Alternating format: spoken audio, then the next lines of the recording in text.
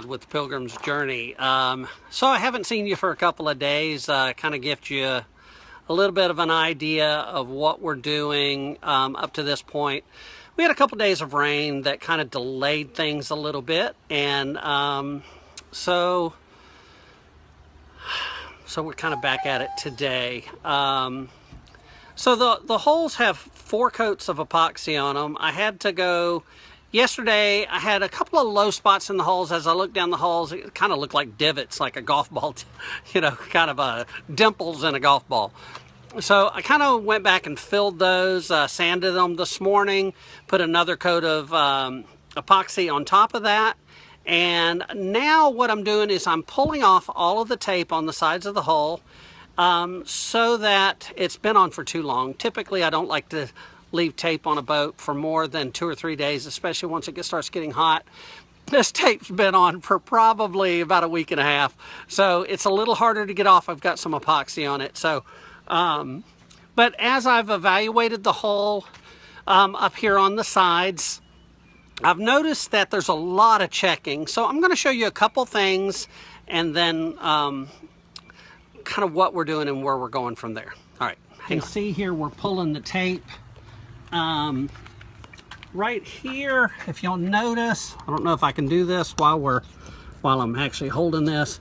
You kind of have to get a scraper up under here, and this will kind of all pull off where it doesn't, like right there.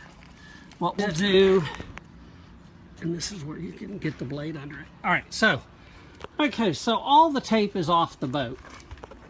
The reason we've pulled the tape is I spent today kind of fixing a couple of spots, sanding them, put another piece of epoxy on, and then I'm not sure, I'm going to try to look. If you notice this spider crack here, this is on the side of the port hull. Well, a lot of this hull has some pretty serious cracking. So we're going to go over here. I'll show you some more. This is up under the flat portion of the hull. See all this spider cracking? All right, so all that has to be dug out. This is where the boat has flexed over the years. We've caused some cracks. So all of that's going to have to get taken out. So we've went back through here so you can see where the epoxy goes up to. So like I said, we're going to mask it off. Probably roughly about here is going to be our water line. And so hang on just a second. Okay, so here we go. So you could see what I was talking about with, here's your epoxy line, but then we've got all this cracking through here. And then we spent today kind of getting all of this, all the old vinyl out of the old reveal line. So I had kind of debated about whether I should fiberglass that line in. That would probably take another week. I'm probably not going to do it. So here's the plan right now. What I'm going to do is we're going to take this top. So we'll mask off the water line, hopefully tonight or in the morning. I'll go over, sand the hull, just rough it up a little bit, and then we'll put the first coat of Interlux 2000 barrier coat on. We're going to put 2 coats on, so hopefully about 2 gallons. And then as we start working up the hull, we're going to kind of grind out all of those cracks. We'll fill them with some epoxy with a filler in it.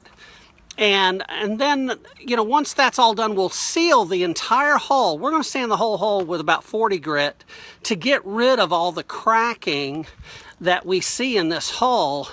I wish I could, let me see if I can find a couple of spots here. I'm going to show you how bad this hull is. I don't know if you can see it. We're starting to get dark. So, but if you can look here, you can see all this cracking, and it's really severe. It's all cracked everywhere. So, and it's all in the reveal line. So I'm going to have to fill all of that. So we thought maybe the best thing to do, because the gel coat is about 35 years old, it's aging, it's cracking, so we're going to sand it, get a good substrate under it, and then we're going to epoxy the entire hull all the way up through the rub rail. And then that'll give us a good surface. That'll also give us a great place to start doing our primer and paint once that's all done. So this is going to be a little slower, so stay with us and I'll keep you up to date. All right, thank you guys. This is Rod with Pilgrim's Journey. You guys have a great week. See ya. Bye.